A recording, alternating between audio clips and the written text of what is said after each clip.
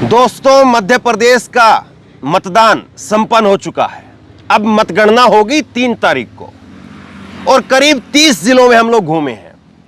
30 जिलों में घूम घूम करके आपको ग्राउंड रिपोर्टिंग दिखाई है, क्या कुछ मध्य प्रदेश के लोगों के मुद्दे थे, मध्य प्रदेश के लोग क्या सोच रहे हैं। और शायद कम ही चैनल ऐसे होंगे जो इतने बड़े क्षेत्र में जो है वो घूम पाए हों। 51 जिले हैं और 51 में से 30 जिले, करीब करीब आधा मध्य प्रदेश जो है वो हम लोग घूमे हैं।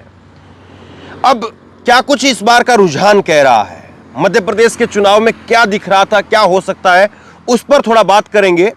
और हमने जमीन पर जो है वो क्या समझने की कोशिश की, क्या समझ पाए, उस पर थोड़ी बात होगी। लेकिन उससे पहले मैं आपको आज का ये आंकड़ा दिखाना चाहूंगा। बड़ा दिलचस्प आंकड़ा है, 400000 ये लगा हुआ है। जो मध्य प्रदेश के अंदर कुल 5,60,83,139 वोटर है और 5,60,00,000 वोटर में से इस बार मध्य प्रदेश के 4 करोड़ लोगों ने वोट डाला है, जिसमें से 5,60,00,000 में से 2,71,99,586 महिला वोटर है, 2,87,82,261 पुरुष वोटर है।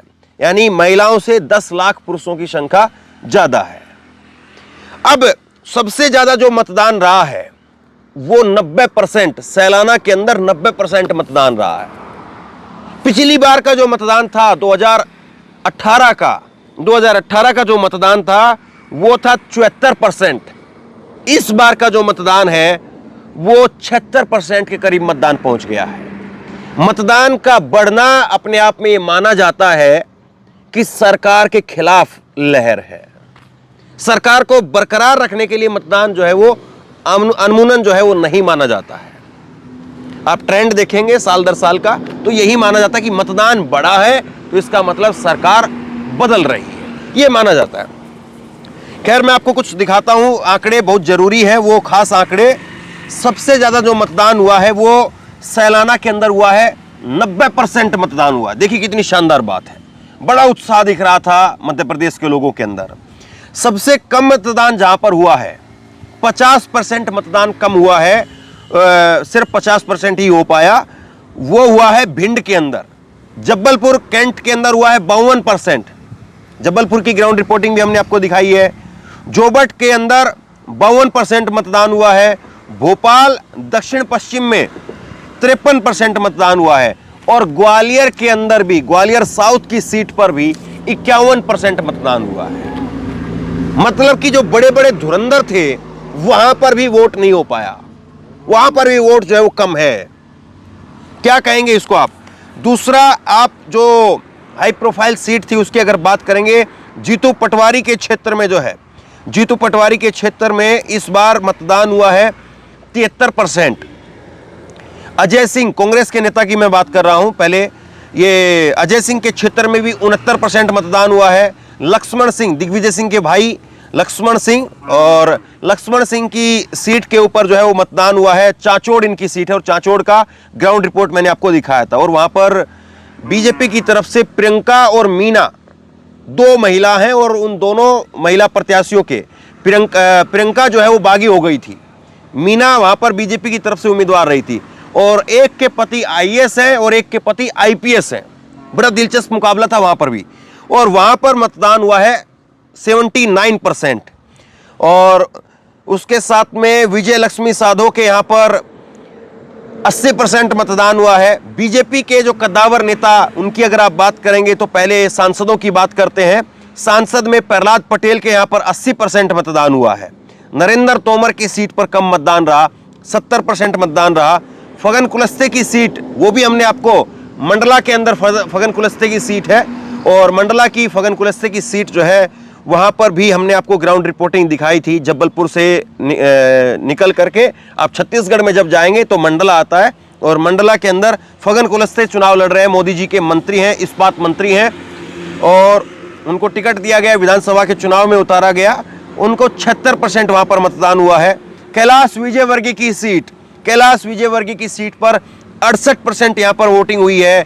और राकेश सिंह, मोदी जी के और सांसद और यहां पर भी 65% मतदान हुआ है। जयंतमाला 74% मतदान हुआ है। गोविंद सिंह की सीट पर भी 63% मतदान हुआ है। पुराने नेता हैं और कद्दावर नेता गिने जाते हैं। अर्चना की सीट पर जो है वो भी 74% मतदान हुआ है। तो ये कुछ हाई प्रोफाइल सीट, उन पर जो है मतदान। शिवराज सिंह चौहान की अगर आप बात करेंगे बुधनी की, तो बुधनी में इस बार 2023 में 71% मतदान हुआ है। 2018 में मतदान वहां पर 82% था। इस बार बुधनी में मामा की सीट खतरे में तो नहीं है। दूसरा आप देखेंगे तो छिंदवाड़ा के अंदर, छिंदवाड़ा में 75% मतदान हुआ है कमलनाथ की सीट पर। और पिछली बार 2018 की अगर बात करेंगे तो 79% मतदान जो है वो पिछली बार हुआ था। तो ये सबसे ज्यादा जहां पर वोटिंग हुई है आगर मालवा के क्षेत्र में, वहां से हमने ग्राउंड रिपोर्टिंग आपको दिखाई। आगर मालवा अंग्रेजों के जमाने की सबसे बड़ी जो है वो सैनिक बटालियन माना जाता है। तो वहां पर 82% वोटिंग हुई है आगर मालवा के क्षेत्र में। नीमच में 81.19 करीब 81 मान करके चलिए आप। शाजापुर में 80% और सबसे कम अगर वोटिंग कहीं पर हुई है तो वो अलीराजपुर के अंदर हुई है, 56% वोटिंग हुई है। भिंड में 58% वोटिंग हुई है। भोपाल में भी कम वोटिंग रही है, भोपाल में 59% वोटिंग रही है। देखिए इस बार इंदौर का रिकॉर्ड जो है सुधर रहा है। तो ये वोटिंग का जो परसेंटेज है समझना जरूरी है, क्योंकि वोटिंग के परसेंटेज से ही जो है वो आंकड़े जो है समझ में आते हैं और उसी के बाद जो है वो चीज़ें समझ में आती कि किस तरह से जो है वो किस तरफ चीज़ें बढ़ रही हैं। तो ये जो है सुबह अगर 9 बजे की बात करें तो जो मतदान रहा है सुबह वो 11%, 9 बजे तक मतदान रहा, माफ़ कीजिए 9 बजे तक जो मतदान हुआ वो 11% हुआ और 11 बजे तक जो मतदान हुआ वो 28% हुआ। 1 बजे तक मतदान 45% हो गया था, 3 बजे तक मतदान 60% और 5 बजे तक मतदान जो है वो 71% हो गया था। तो ये जो है एक मोटे तौर पर जो रेशो है वो आपको मैं बता रहा हूँ। और उसके साथ साथ जो है बीजेपी की तरफ से जो चीज़ें हैं और कांग्रेस की तरफ से जो चीज़ें हैं उसमें सिर्फ और सिर्फ एक बात है, एक ही लाइन में दोनों बातें जो है वो कंप्लीट हो रही है। और मैं कुछ और देख रहा हूं अगर आपको कुछ इसमें से और बता पाऊं तो, वरना फिर हम लोग जो है वो अपनी ग्राउंड रिपोर्ट के आधार पर क्या कुछ आकलन है उस पर थोड़ी बातचीत शुरू करेंगे। एक ही चीज है जो सबसे ज्यादा जो है वो बीजेपी के लिए अगर काम कर सकती है, अगर कोई अंडरकरंट कहीं पर बीजेपी के लिए दिख सकता है तो वो लाडली बहना योजना का दिख सकता है। जो 1250 रुपए शिवराज सिंह चौहान दे रहे थे 1000 रुपए से, जिसकी शुरुआत हुई, फिर वो बढ़ाए गए पैसे और वो बिल्कुल आखिरी में हुआ चुनाव से ठीक पहले। तो हो सकता है कि लाडली बहना योजना वो बीजेपी को कुछ संजीवनी दे जाए। और दूसरी तरफ अगर कांग्रेस के लिए सबसे अगर ज्यादा अगर वोट पड़े हैं किसी मुद्दे को लेकर के तो वो है एंटी इनकम्बेंसी। शिवराज सिंह चौहान के लेकर के, बीजेपी को लेकर के, 18 साल की सरकार को लेकर के जिस तरह की भारी भरकम एंटी इनकम्बेंसी थी उसकी वजह से बीजेपी के जबरदस्त वोट कटे हैं और कांग्रेस को जबरदस्त फायदा हुआ है। दूसरी बात अगर आप देखेंगे तो घोषणा पत्र और वचन पत्र जो बीजेपी और कांग्रेस की तरफ से लाया गया, तो वो घोषणा पत्र और वचन पत्र जो है वो गांव देहात तक पहुंच नहीं पाता। ये सच्चाई है। गांव देहात में जो अखबार पढ़ने वाला, टीवी देखने वाला वोटर है वो समझ पाता है, लेकिन खेत खलियान में काम करने वाली महिलाएं हैं, आदमी हैं, वो नहीं पता चल पाता है उनको कि क्या हो रहा है। और नेता भी आते हैं तो घोषणा पत्र कम और अपनी इधर उधर की बातें वो ज्यादा करते हैं। तो घोषणा पत्र और वचन पत्र को लेकर के मुझे लगता है कि वोटिंग उतनी भयंकर तरीके से नहीं हुई है जिस तरह से वोटिंग जो है वो घोषणा पत्र और वचन पत्र के लेकर के होनी चाहिए थी। हालांकि ये बहुत जरूरी है कि घोषणा पत्र किसका क्या कहता है, वचन पत्र किसका क्या कहता है, उसको देखा जाए। और न केवल उसको देखा जाए बल्कि अगले आने वाले 5 साल तक उसको संभाल करके जनता रखे और जब जब नेता आए तो उसके मुंह पर वो लगा दे कि देखो ये बोला था, ये हुआ है या नहीं हुआ है। दूसरी बात, इस बार का जो चुनाव हुआ है, पहली बार का जो वोटर है, मुझे लग रहा है कि जो पहली बार का जो वोटर है वो बीजेपी की तरफ नहीं जा रहा है। अनमुनन ऐसा होता है कि पहली बार का वोटर वो बीजेपी की तरफ चला जाता है। महिलाओं का वोट जो है वो हो सकता है कि लाडली बहना की वजह से गांव देहात की जो महिलाएं हैं उनका वोट हो सकता है कि वो बीजेपी की तरफ जा रहा हो, लेकिन पहली बार का जो वोटर है, जो युवा है, मैं बात नहीं कर रहा हूं 25 साल के या 30 साल के नौजवान की, मैं बात कर रहा हूं जो पहली बार का वोटर है 18 से 21 साल के बीच में जिसकी वोट है, जो इसने पहली बार इस बार वोट दिया है, पहली बार का वोटर इस बार बीजेपी की तरफ नहीं जा रहा है। यह साफ तौर पर दिख रहा था, क्योंकि पहली बार का वोटर वो बहुत चिंतित दिखा रोजगार को लेकर के कि रोजगार नहीं है। उसके बड़े वाले जो भाई हैं, जो 18 साल का, 20 साल का, 21 साल का नौजवान है, वो देख रहा अपने घर में, परिवार में, अपने गांव में कि उसके बड़े वाले जो भाई हैं, चाचा हैं, वही घूम रहे हैं अभी, उसके लिए नौकरी नहीं है, रोजगार नहीं है, और वो परेशान है उस बात से। और बीजेपी उस बात का समाधान नहीं दे पाई। बीजेपी रोजगार को लेकर के जवाब नहीं दे पाई, इसलिए जो पहली बार का वोटर है, मुझे लग रहा है कि वो बीजेपी की तरफ नहीं जा रहा है। दूसरा, अगर बीजेपी को फायदा हो रहा है लाडली बहना योजना की वजह से, कुछ जो है वो महिलाओं का वोट बीजेपी की तरफ जा सकता है, तो दूसरा कांग्रेस को फायदा जो हो रहा है वो महंगाई और बेरोजगारी की वजह से जो मिडिल एज और मिडिल क्लास वोटर है, जो मध्यम वर्गीय जो वोटर है, उसका वोट कांग्रेस की तरफ जा रहा है। महंगाई, बेरोजगारी एक बहुत बड़ा फैक्टर है, बहुत बड़ा फैक्टर है। धर्म को लेकर के जो वोटिंग हुई है वो भी है, और धर्म को लेकर के बीजेपी का पलड़ा भारी है। बीजेपी को अगर धर्म को लेकर के कोई वोट कर रहा था इस चुनाव के अंदर, हालांकि वैसे धर्म मुद्दा नहीं होना चाहिए, लेकिन अब क्या कर सकते हैं, जो सच्चाई है हम उस पर बात कर रहे हैं। धर्म को लेकर के अगर कहीं पर किसी ने वोट डाला है तो उसका वोट बीजेपी की तरफ गया है, इसमें भी कोई दो राय नहीं है। और उसके बाद में इस बार अगर आप बात करेंगे जो वृद्ध वोटर है, मुझे लग रहा है कि उसका वोट भी वो कांग्रेस की तरफ गया है, क्योंकि वो अपने अब आखिरी दौर के अंदर वो एक बार सरकार को बदलते हुए देखना चाहता है। अगर नया वोटर है, उसने 18 साल का कोई नौजवान है, 20 साल का नौजवान है, तो उसका पूरी की पूरी जिंदगी बीजेपी के अंदर चली गई।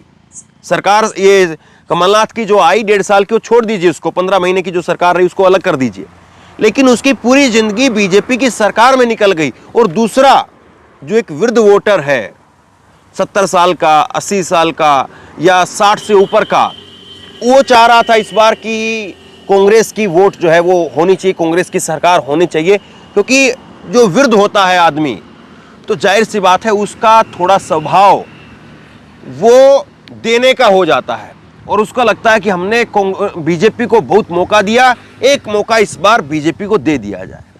वृद्ध आदमी का थोड़ा दिल जो है वो ज़्यादा दयालु हो जाता है, और वृद्ध आदमी वो सोचता है कि ठीक है, हमने एक बेटे को अगर जिंदगी भर जो है वो 18 साल तक जो है वो इनको मौका दिया है, तो अब की बार दूसरे बेटे को मौका दे देते हैं।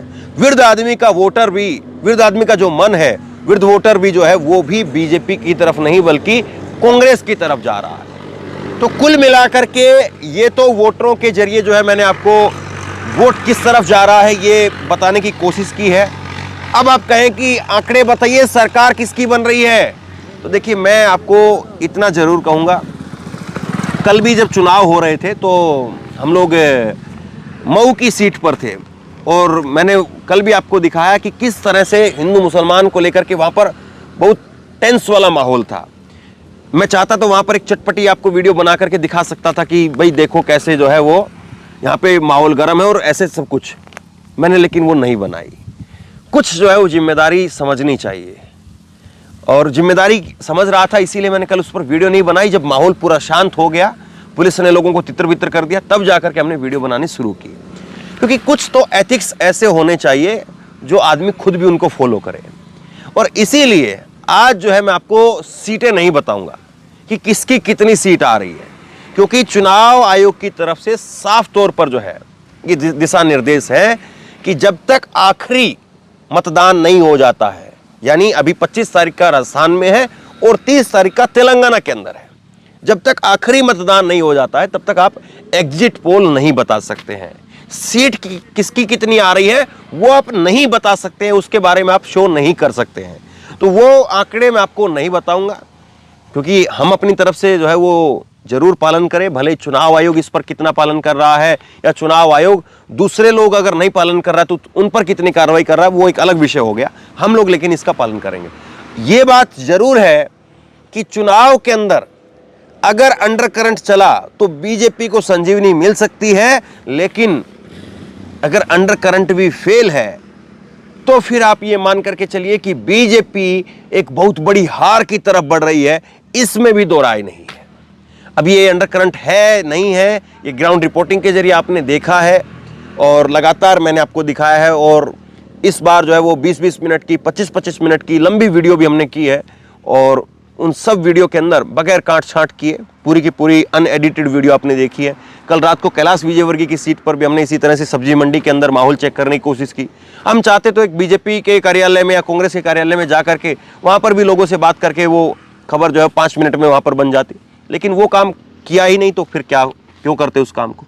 बहरहाल अब मध्य प्रदेश का जो सफ़र है वो यहाँ तक था, और अब आगे राजस्थान का सफ़र यहाँ से शुरू होता है। राजस्थान में क्या होगा? राजस्थान में चुनाव बड़ा दिलचस्प रहेगा, क्योंकि अब सब जो है ऐसे नेता जो हैं, क्योंकि कांग्रेस के लिए तेलंगाना इंपॉर्टेंट है, कांग्रेस तेलंगाना में जाएगी, लेकिन बीजेपी के लिए अब कुछ नहीं बचा है। अब बीजेपी को तेलंगाना में सीटें मिलेंगी नहीं, तो बीजेपी तेलंगाना में बहुत ज़्यादा प्रचार के लिए जोर लगाएगी नहीं। सारा जोर जो लगेगा अब वो राजस्थान के अंदर लगेगा। और राजस्थान के लोग अब इस बार क्या मूड बना रहे हैं? अशोक गहलोत की सरकार को लेकर के दोबारा वापसी का मूड है, रिवाज बदलने का मूड है, या वही राजस्थान का जो रिवाज है वो कायम रहेगा? राजस्थान में अशोक गहलोत की सरकार को लेकर के लोगों का गुस्सा है, या किस तरह से जो भी माहौल है वो सब कुछ टटोलेंगे। और जैसे मध्य प्रदेश की ग्राउंड रिपोर्टिंग आपको दिखाई, इसी तरह से राजस्थान के चप्पे चप्पे की खबर आप तक पहुंचाने की कोशिश रहेगी। आप लोग जुड़े रहिएगा और शेयर कीजिए इस खबर को। आपका अनुमान क्या कहता है? मध्य प्रदेश में आपने जो ग्राउंड रिपोर्टिंग देखी है या और खबरें आप देख रहे हैं, तो आपका अनुमान क्या कह रहा है? मध्य प्रदेश कौन जीत रहा है? किसकी लहर दिखाई दे रही है? किसका रुझान था? नीचे कमेंट बॉक्स में अपनी राय लिख करके जरूर बताइए। इस वीडियो को खूब शेयर कीजिए, लोगों तक पहुंचाइए, और इसी तरह की तमाम खबरों के लिए ऑनलाइन न्यूज़ इंडिया को सब्सक्राइब कीजिए। बहुत बहुत धन्यवाद।